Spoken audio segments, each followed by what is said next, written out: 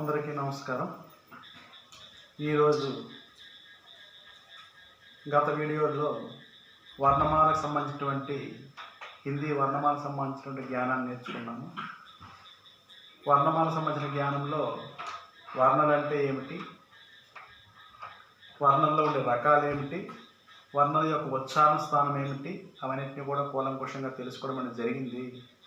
ఇప్పుడు మనం ఈరోజు క్లాసులో నేను మీకు ముందే చెప్పాను, ప్రతి క్లాసు కూడా ఒక పావు గంట 20 నిమిషాలు నిడిగా ఉంటుంది. మ్యాక్సిమం 10 నిమిషాల్లోనే ప్రతి క్లాస్ చెప్తుంటాను. కాకపోతే ముందు క్లాసులని నెమరు వేసుకుంటూ ఈరోజు క్లాస్ స్టార్ట్ చేస్తాం. ఎందుకంటే రీకాలింగ్ అనేది చాలా ఇంపార్టెంట్ డిఎస్సి అభ్యర్థులకి, అందరికీ తెలిసిన విషయం అది. ఆ ఉద్దేశం చేత ఒక్కసారి మనం నేర్చుకున్న అంశాలను కూడా మనము రీకాల్ చేసుకుంటాం. సో ఒక్క 5 నిమిషాలు. వర్ణమాలలో మొత్తం 49 అక్షరాలు ఉంటాయి. వర్ణమాల ముఖ్యంగా 3 భాగాలు విభజించుకున్నాము. 1 స్వర్, 2 వ్యంజన్, 3 సంయుక్తాక్షరం. స్వర్లు 13, వ్యంజన్లు 33, సంయుక్తాక్షరం 3. స్వర్లకి 2 రకాలు ఉన్నాయి. ఒకటి హ్రస్వస్వరు, దీర్ఘస్వరు. దానికి హ్రస్వర కూడా రకరకాల పేర్లు ఉన్నాయి. మరొక 2 పేర్లు ఉన్నాయి. ఏకమాత్రిక స్వరం ఒకటి ఉంది, మూలి స్వరం ఒకటి ఉంది. మరి దీర్ఘస్వర కూడా ద్విమాత్రిక స్వరు, సంధి స్వరం అని కూడా పేరుంది. అలాగే AIOని సంయుక్త స్వరం అని కూడా అంటాం. ఎందుకంటే అవి 2 భిన్నమైనటువంటి స్వరాల కలయిక. A + E = A, A + A = I, A + U = O, A + O = ఔ. 2 భిన్నమైనటువంటి స్వరాల కలయిక ఏర్పడే 2 సంయుక్త స్వరం. అలాగే వ్యంజనలు తీసుకున్నట్లయితే వ్యాకరణ పరంగా వ్యంజనలు ముఖ్యంగా 3 రకాలు: స్పర్శ వ్యంజన్, అంతస్థ వ్యంజన్, ఊష్మ వ్యంజన్. స్పర్శ వ్యంజనలు 25 ఉన్నాయి. కవరకు, చవరకు, టవరకు, తవరకు, పవరకు. అంతస్థ వ్యంజన యార, లావ. ఊష్మ వ్యంజన శేష, సా. వీటితో పాటు మనం నేర్చుకున్నామంటే వర్ణంగా ఉచ్చారణ స్థానం. మన స్వరపేటిక నుంచి వచ్చే వర్ణం అనేది ఏ అవయవాల ద్వారా అయితే వస్తుందో, ఏ భాగాల ద్వారా అయితే వస్తుందో ఆ భాగం పేరు బట్టి మనం దానికి పేర్లను పెట్టుకున్నాము. అవి కంఠ్యు, తాళవ్యు, మూర్ధన్యు, దంత్యు, ఓష్ట్యు, నాసిక. ఇవి 6 ముఖ్యమైనటువంటి స్వరయంత్ర అవయవాలు. ఇవి కాకుండా కంఠతాళవ్యు, కంఠోష్టు, దంతోష్టు అని కూడా మనం చెప్పుకున్నాం. ఇవన్నీ కూడా స్వరం తాలూకా వ్యంజనం తాలూకా ఉచ్చారణ అవయవాలు. వాటి ద్వారా వచ్చే పేర్లు స్వరాలకి, వ్యంజనలకి ఆయా పేర్లు పెట్టబడ్డాయి. అది మనం తెలుసుకున్నాం. ఇప్పుడు అంతేకాకుండా ఇంకేం తెలుసుకున్నామంటే ఒక శబ్దం ఇచ్చేసి ఆ శబ్దంలో ఎన్ని వర్ణాలు ఉంటాయని కూడా అడుగుతాడు మీకు. ఎందుకంటే మనకు 6th క్లాస్లోని 7th క్లాస్లోని ఆ టైప్ ఆఫ్ కంటెంట్ అనేది ఉంది. సో మీకు నిన్న ఎగ్జాంపుల్ చెప్పారు, బాలక్ తీసుకుంటే అందులో ఎన్ని వర్ణాలు ఉన్నాయి. దానికి కానీ మీకు చెప్పాను, స్వరాన్ని కూడా ఒక వర్ణం, ఏకవర్ణం. వ్యంజనన్నీ కూడా ద్వివర్ణం. బారక్కడి కూడా ద్వివర్ణే. సంయుక్తాక్షర త్రివర్ణం. మిగతా సంశ్లేషాక్షరం అనేవి అందులో వర్ణాలు బట్టి ఉంటాయని చెప్పుకున్నాం. సో ఇక్కడ బాలక్ అనగానే బాగా తెలిస్తే బా అనేది గుణితం కాబట్టి 2 వర్ణాలు, లా అనేది వ్యంజన కాబట్టి 2 వర్ణాలు, కా అనేది వ్యంజన కాబట్టి 2 వర్ణాలు. మొత్తం ఎన్ని చెప్పండి? 6 వర్ణాలు. సో ఈ విధంగా అంటే మనకు గుర్తుండిపోవాలి. స్వరం అనగానే ఒక వ్యంజనం, బారాక్కడి కానీ లేదా వ్యంజనలు కానీ వచ్చినప్పుడు 1 వర్ణం, 2 వర్ణాలు, సంయుక్తాక్షరం 3 వర్ణాలు మనకు గుర్తుండిపోవాలి. ఆ విధంగా మనం చేస్తాం. అయితే ఈ వర్ణ జ్ఞానం అంత అయిన తర్వాత నెక్స్ట్ వచ్చే మన జ్ఞానం ఏంటంటే శబ్ద జ్ఞానం. చాలా ఇంపార్టెంట్. భాష అనేది అభివృద్ధి చెందాలి అంటే ఖచ్చితంగా పద సంపద అనేది చాలా అవసరం. మనము కూడా ఒక విద్యార్థి దశ నుంచి ఒక క్రొత్త భాషను మనం నేర్చుకోవాలి అనుకుంటే మన దగ్గర పద సంపద అనేది చాలా ముఖ్యం. అందరికీ తెలిసినటువంటి అంశం అది. మరి ఆ పద సంపద అనేది ఏ విధంగా వస్తుంది, అసలు భాషలోకి పదాలు ఏ విధంగా వచ్చాయి, అది ముందు మనం తెలుసుకోవాలి. దాన్ని ఎటిమాలజీ అని కూడా అంటారు ఇంగ్లీష్లో. అసలు భాషలోకి పదాలు ఏ విధంగా వచ్చాయి, భాష ఆవిర్భావం నుంచి పదాలు ఏ విధంగా వస్తున్నాయి అనే విషయం మనం తెలుసుకోవాలి. అయితే దానికి గాను భాష అనేది మన హిందీ భాష ఏర్పడడానికి ముందు కొన్ని భాషలు ఉండొచ్చు. ఆ భాషలో ఉండే పదాలు హిందీ భాషలో మనం తీసుకోవచ్చు. లేదా సొంతంగా అక్కడ ఉండే ప్రాదేశిక ప్రదేశాల్లో ఉన్నటువంటి వ్యక్తులు కొంతమంది వాళ్ళ తాలూకు కమ్యూనికేషన్ని, వాళ్ళ తాలూకా భావజాలాన్ని ప్రకటించడానికి కొన్ని రకాలైనటువంటి సంజ్ఞల ద్వారా కానీ పదాల ద్వారా కానీ వ్యక్తపరచవచ్చు. ఈ విధంగా పద సంపద పెరుగుతుంది. ఒక వేరే భాషల నుంచి మన హిందీ భాషలోకి వచ్చిన పదాల ద్వారా కూడా పద సంపద పెరుగుతుంది. ఏదేమైనప్పటికీ మనం శబ్ద జ్ఞానం అనే విషయాన్ని తెలుసుకోవాలి. శబ్దం అంటే ఏమిటి, శబ్దాలు ఎన్ని రకాలుగా ఉన్నాయి, ఏ వాటి బట్టి ఆవిర్భవించాయి అనే విషయాన్ని మనం తెలుసుకోవాలి. ఎందుకంటే హిందీలో శబ్ద జ్ఞానం కూడా చాలా ఇంపార్టెంట్ ఉంది. అసలు ముందు శబ్దము అంటే ఏమిటి? శబ్దము అంటే సౌండ్ కాదు, పదము అని అర్థం తెలుగులో. ఏంటి ఆ శబ్దము? సంపూర్ణ అర్థాన్నిచ్చే అక్షర సముదాయాన్ని శబ్దం అంటారు. సంపూర్ణ అర్థాన్నిచ్చే అక్షర సముదాయాన్ని శబ్దం అంటారు. అంటే ఖచ్చితంగా ఇప్పుడు చూడండి, ఇక్కడ రాశారు బాలక్ అని. బా ఒక అక్షరము, లా ఒక అక్షరము, కా ఒక అక్షరము. ఈ మూడు కలిస్తే ఏమైంది చెప్పండి? బాలక్ అని వచ్చింది, ఒక అర్థవంతమైన పదం వచ్చింది. అలా కాకుండా గా ప్లస్ కా ఏమవుతుంది? గక్. దీనికి ఏమైనా అర్థం ఉందేంటి? ఏమీ అర్థం లేదు. సో ఇది ఎట్టి పరిస్థితుల్లో శబ్దం కాదు, ఇది ఎట్టి పరిస్థితుల్లో పదం కాదు. అక్షరాలు కలిసాయి, మాట్లాడాము, కానీ అదేంటంటే అది శబ్దం కాదు. శబ్దం అంటే మీనింగ్ ఏంటంటే సంపూర్ణ అర్థాన్నిచ్చే అక్షరాల సముదాయాన్ని శబ్దం అంటారు. నేషనల్ హిందీ గ్రామర్ అన్నారు, తెలుగులో పూర్తి చెప్తున్నాను కొంచెం. తెలుగులో మనకు బాగా అర్థమైనట్లయితే మనం ఈజీగా దాన్ని హిందీలో కూడా మనం అర్థం చేసుకోగలం, అందుకే చెప్తున్నాను. అయితే ఈ శబ్దం అంటే సంపూर्ण అర్థాన్ని ఇచ్చే वर्ण समूह को क्या कहते हैं? शब्द कहते हैं. माने संपूर्ण अर्थ देने वाले वर्ण समूह को शब्द कहते हैं. हिंदी भाषा में, हिंदी व्याकरण में ये शब्द मुख्य रूप से चार प्रकार के विधियों से आए हुए हैं. హిందీ భాషలోని ముఖ్యంగా 4 రకాల విధి విధానాలతోని శబ్ద భండారం అనేది వచ్చింది. శబ్ద జ్ఞానం తెలుసుకోవాలంటే హిందీ భాషలో ముఖ్యంగా దానికి 4 రకాలైనటువంటి వనరులు ఉన్నాయి. 4 రకాలైనటువంటి పద్ధతుల ద్వారా శబ్దాలు అనేవి వచ్చాయి. అందులో మొట్టమొదటిది శబ్దం అనేది అర్థం పరంగా, రెండవది వ్యుత్పత్తి పరంగా, వ్యుత్పత్తినే బనావట్ అని కూడా అంటారు, మూడవది స్త్రోత్ పరంగా, నాలుగవది ప్రయోగకే అనుసార్. అంటే ఈ శబ్దాలు అనేవి హిందీ భాషలోకి ఏ విధంగా పద సంపద పెరిగిందంటే అర్థపరంగా పెరిగాయి, వ్యుత్పత్తి పరంగా పెరిగాయి, స్త్రోత్ పరంగా పెరిగాయి, ప్రయోగపరంగా పెరిగాయి. అయితే మేషాలు అర్థపరంగా అర్థం ఏంటంటే ప్రతి పదానికి కూడా మనం యాంటనమ్స్, సినానిమ్స్ అంటాం, తెలుసు కదా మీకు. అర్థాలు ఉంటాయి, శబ్దార్థం ఉంటుంది.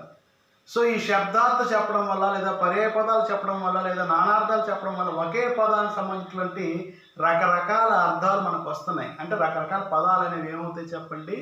ఉత్పత్తి జరుగుతుంది, వాడుకలోకి వస్తున్నాయి. అందుకని చెప్పేసి అర్థపరంగా కూడా మనకి పద సంపద అనేది పెరిగింది. సో ఈ అర్థపరంగా కూడా మళ్ళీ ఎన్ని రకాలుగా ఉందంటే 2 రకాలు. ఒకటి సార్థక్, 2 నిరర్థక్. సార్థక్, నిరర్థక్. సార్థక్ అంటే సంపూర్ణ అర్థం ఇవ్వాలి, సా అంటే కలిపి, అర్ధక్ అర్థంతో కలిపి ఉండే పదాలని బాలక్, లడక, ఘర్, గేంద్ ఇవన్నీ కూడా ఏంటంటే చెప్పండి అర్థం ఇస్తున్నాయి, మీకు ఏదో మీనింగ్ ఇవ్వాలి. మీకు ముందే చెప్పాను, శబ్దం అనగానే గుర్తుంచుకోండి సంపూర్ణ అర్థాన్ని ఇచ్చే అక్షరాల సముదాయాన్ని శబ్దం అంటాం. సో ఖచ్చితంగా అటువంటి అర్థాన్ని ఇస్తాన్ని ఏమంటుంది? సార్థక్ అంటారు, ఏ పదం అది తీసుకోండి. అయితే మేషం నిరర్థక్ కూడా ఉందని అంటున్నారు. ఏ నిరర్థక్ అంటే ఇందాక మీరు చెప్పినట్టు అర్థం ఇవ్వకపోతే అది పదము కాదు కాదండి అని అన్నారు అని నేనే చెప్పాను. సో మరి ఇక్కడ నిరర్థక్ అని ఇచ్చారు కానీ ఇవి ఎలాగండి పదాలు అవుతుంది మీకు డౌట్ వస్తుంది. నిరర్థక్ అంటే అర్థం ఏంటంటే దానికి ప్రత్యేకమైనటువంటి అర్థం ఉండదు, కానీ వాటి యొక్క ప్రయోగం అనేది భాషలో ఉంది. ఫర్ ఎగ్జాంపుల్ జంట పదాలు తీసుకున్నాం అనుకోండి, గేంద్, ఫేంద్. గేంద్కి అర్థం ఉంది, ఫేంద్కి అర్థం లేదు. కూడా కచరా, కూడా కచరా, కూడా కచరా, ఆ కచరాకు లేదు. అంటే మనం ఏం చేస్తున్నామంటే మనము జంట పదాలు మనము వాడేస్తుంటాం. ఆ జంట పదాల్లో మొదటి పదానికి అర్థం ఉంటుంది, రెండో పదానికి అర్థం ఉండదు. అవి ఏమిటి అంటే అవి ఒక శబ్దాలు, అవి జస్ట్ ఒక, లేకపోతే గడ్ గడ్, గడ్ గడ్, గడ్ గడ్కి మీనింగ్ ఉండదు, బట్ వాడుతుంటాం. అర్థమవుతుంది అంటే అవి ఒక ధ్వనిని కానీ ఒక సింబాలిక్గా వాటిని యూజ్ చేసేస్తుంటాం, వాటికి మీనింగ్ అనేది ఉండదు. సో అటువంటి వాటిని ఏమంటారంటే నిరర్థకాలు. ఆ విధమైన పదాలు కూడా మనకు ఉన్నాయి. మనం ఏవైతే జంట పదాల్లో వాడుతున్నామో, యుగ్మ శబ్దాలు వాడుతున్నామో, మొదటి పదానికి అర్థం ఉంటుంది, రెండో పదానికి అర్థం అనేది ఉండదు, కానీ అవి కూడా శబ్దాలే. సో ఈ విధంగా కూడా మనకి ఏమైందంటే అర్థపరంగా మన పద సంపద అనేది ఏమైందండి రోజు రోజుకి పెరుగుతూ ఉంటుంది. జ్ఞానార్థాలు, పర్యాయ పదాలు ఇవన్నీ మనం తెలుసుకున్నాం తెలుగులో. వాటి ద్వారా కూడా మనకి ఏమవుతుందంటే పద సంపద అనేది మనకు పెరుగుతూ ఉంటుంది. ఇక రెండోది వ్యుత్పత్తికి అనుసార్, వ్యుత్పత్తి లేదా బనావట్. వ్యుత్పత్తి లేదా బనావట్, బనావట్ తయారవడం, వ్యుత్పత్తి అంటే పుట్టుక. కొన్ని పదాలు పుట్టే, ఆ పుట్టుక కూడా మనకి ఏముందంటే 3 రకాలుగా ఉన్నాయట. అవి ఎన్ని రకాలు ఉన్నాయి చెప్పండి? 3 రకాలు. 1 రూట్, 2 యౌగిక్, 3 యోగ రూట్. గుర్తుంచుకోండి, 1 రూట్, 2 యౌగిక్, 3 యోగ రూట్. రూట్ అంటే అర్థం ఏమిటి? రూట్ అంటే గుర్తుంచుకోండి, జిస్కా ఖండ్ నా కర్ సకే, దేనినైతే మనం విభజించలేమో, అర్థం ఇవ్వాలి కానీ విభజించలేము. ఫర్ ఎగ్జాంపుల్ నడక అనే పదం తీసుకోండి, దీన్ని విభజించగలమేంటి? అందులో ఉండి ఎన్ని పదాలనే మనం చెప్పగలం, బట్ నడకాన్ని విభజించలేం. ఫర్ ఎగ్జాంపుల్ దేవాలయం తీసుకున్నాం అనుకోండి, దేవా ప్లస్ ఆలయ విభజించగలుగుతున్నాం, భోజన్ ప్లస్ ఆలయ విభజించగలుగుతున్నాం. గుర్తుంచుకోండి, ఛాత్రావాస్, ఛాత్ర ప్లస్ ఆవాస్ విభజించగలుగుతున్నాం. కానీ ఇప్పుడు ఈ లడక అనే దాన్ని విభజించగలుగుతున్నాం ఏంటి? విభజించలేము. 2 పదాలు విభజించలేము. అంటే అదే అక్కడ రూట్ అంటే అర్థం ఏంటంటే జిస్కా ఖండ్ నా కర్ సకే ఉసే క్యా కహతే హై, రూట్ శబ్ద కహతే హై. ఏవైతే విభజించలేమో వాటిని ఏమంటారంటే రూట్ శబ్దాలు అంటారు. శబ్దం అంటే గుర్తుంచుకోండి, సంపూర్ణ అర్థాన్ని ఇచ్చి అక్షరాల సముదాయం, అది గుర్తుంచుకోండి, మైండ్లో ఉంచుకోవాలి ఇప్పుడు కూడా.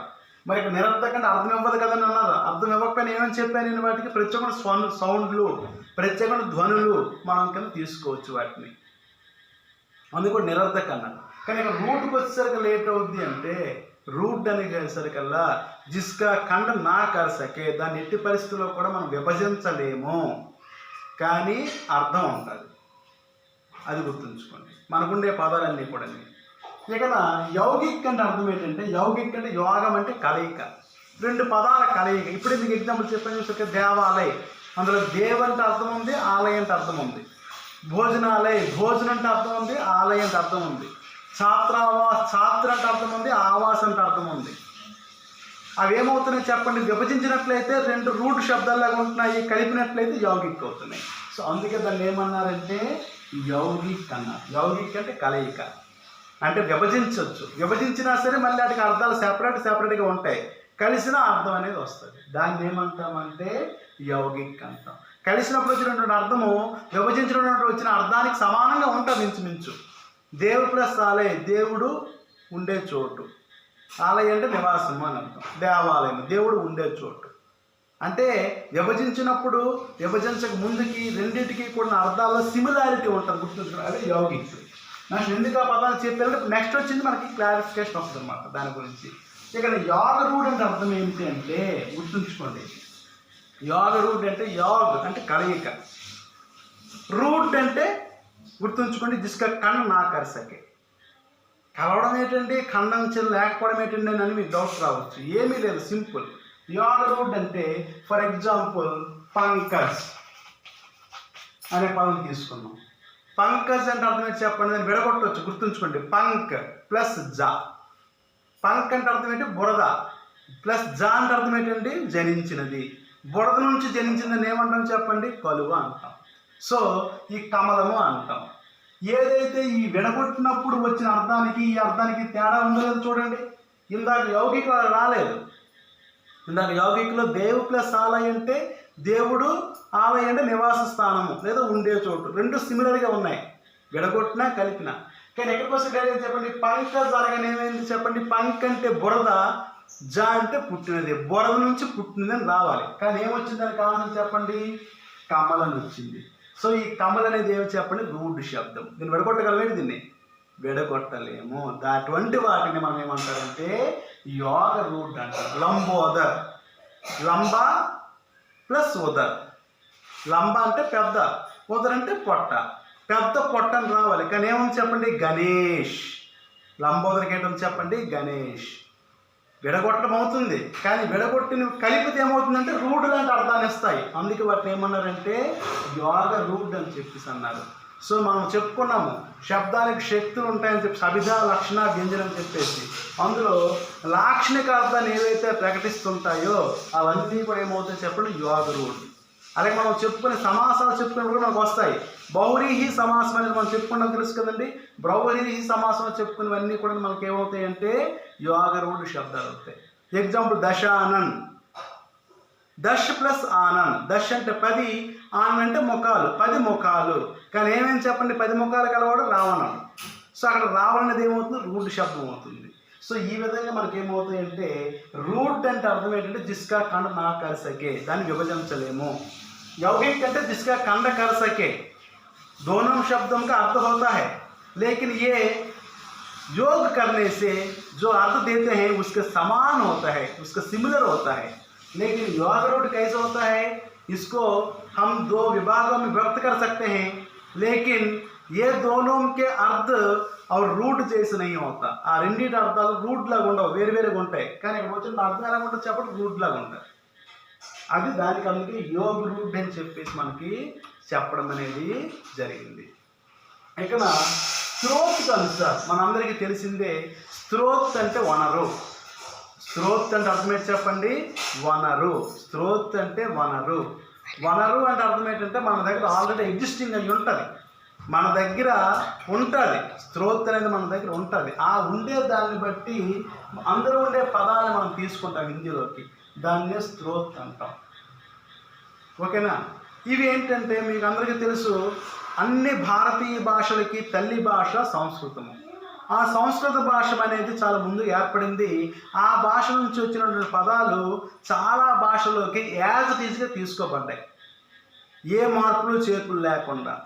సో అంటే అది వనరు. సంస్కృత భాష అనేది ఎగ్జిస్టింగ్ ఉన్నది, ఆల్రెడీ ఉన్నది. దాని నుంచి ఈ భాషలన్నీ పుట్టాయి కాబట్టి ఆ భాషలో ఉండే పదాలు అనేవి ఈ భాషలో మనం వాడుకుంటున్నాం కాబట్టి అవి స్త్రోత్ అంటాము. ఇవి ముఖ్యంగా 4 రకాలుగా ఉన్నాయి.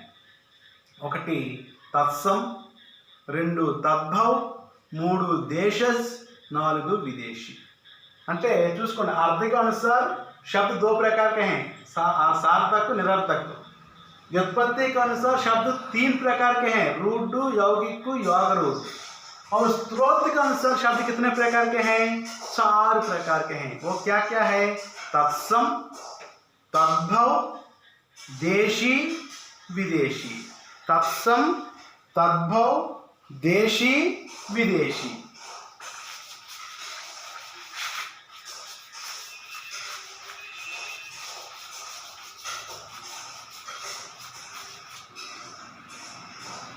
ఏంటంటే తత్సం,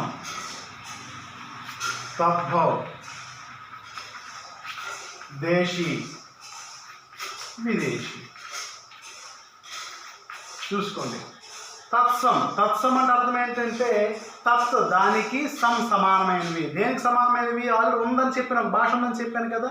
ఏంటా భాష ఉంది, సంస్కృత భాష ఉంది. ఆ సంస్కృత భాషకి సమానమైన అందులో ఉండే పదాలు ఏవైతే తీసుకున్నామో వాటిని తత్సమాలు అంటారు. అక్ష అంటే కన్నులు, అక్ష అనేది అలాగే తీసుకున్నాం. ఛిద్ర అంటే రంధ్రం, అలాగే తీసుకున్నాము. చంద్ర అంటే చంద్రుడు, ఆ విధంగా తీసుకున్నాం. ఆ పదాలు యాజ్గా హిందీలో కూడా వాడుతున్నాం. ఏవైతే సంస్కృత పదాలు ఉన్నాయో వాటి హిందీలో యాజ్ ఇట్ ఈజ్గా వాడినట్లయితే వాటిని ఏమంటారు చెప్పండి, తత్సమాలు అంటారు. మరి తద్భవాలు అంటే అర్థం ఏంటండి, భవ్ అంటే పుట్టేది, తత్ ప్లస్ భవ్ దాని నుంచి పుట్టేది. సో ఇప్పుడు అక్షరం నుంచి ఏం పుట్టింది, ఆంక్ పుట్టింది. చిద్రుడు నుంచి ఏం పుట్టింది, చేదు పుట్టింది. ఎందుకలా పుట్టి అశ్రు నుంచి ఏం పుట్టింది, ఆసు పుట్టింది. ఎందుకలా పుట్టాయంటే దీనికి కారణం ఉంటుంది. మనం తెలుగులో ప్రకృతి వికృతులు అంటాం, తెలుసు కదా మీకు. ఈ తద్భవాలు రావడం గల కారణం ఏంటంటే, ఒకటి ఈ సంస్కృత పదాలని అలాగే పలకలేకపోవడం వల్ల, మనలో ఉన్నటువంటి భౌగోళిక ప్రదేశాల వల్ల, అక్కడ ఉండే పరిస్థితుల వల్ల కూడా అవి పలకలేకపోవచ్చు. ఆ విధంగా అక్షని అనలేడాడు. అనలేనటువంటి వాళ్ళు ఏమంటారంటే అలాగా మారుతూ మారుతూ మారుతూ ఆంగుగా అయ్యింది. అశ్రు అనలేరు, ఆసు అయ్యింది. ఆశ్చర్య అనలేరు, అచిరజ్ అయ్యింది. సో ఈ విధంగా మనకేమవుతాయి అంటే తద్భవాలు, ఇవే పదాలు కానీ ఆ పదాల నుంచి మనకేమవుతాయి అంటే చిన్న మార్పులు చేర్పులతో పుడతాయి.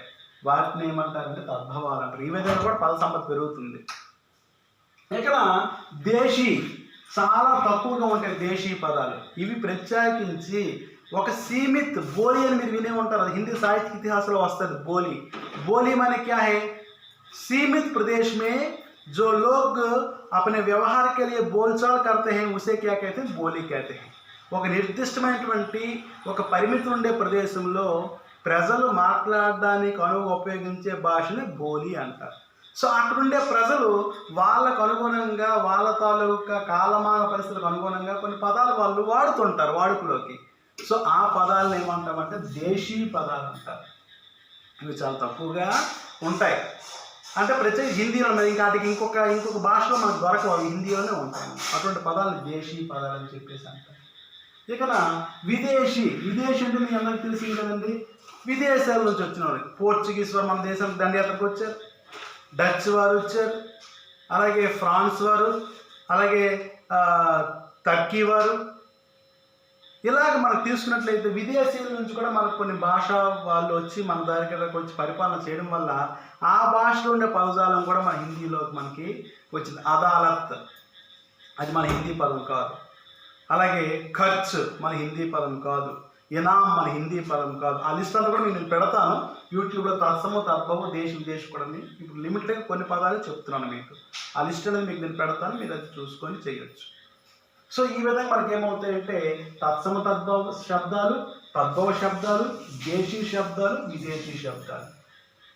ఈ విధంగా మనకి 4 రకాలుగా. దీనికి కారణం ఏంటంటే స్త్రోత్ అంటే ఏంటని చెప్పాను, వనరు. స్త్రోత్ అంటే అర్థం చెప్పండి, వనరు. ఏదైతే వనరు ఉంటుందో, ఏదైతే ఎగ్జిస్టింగ్గా ఉన్నాయో దాని నుంచి వచ్చింది. ఇక లాస్ట్ వన్ ఏంటంటే ప్రయోగికి అనుసాर शब्द. ఇదే ఇంపార్టెంట్ మనకి ఇప్పుడు.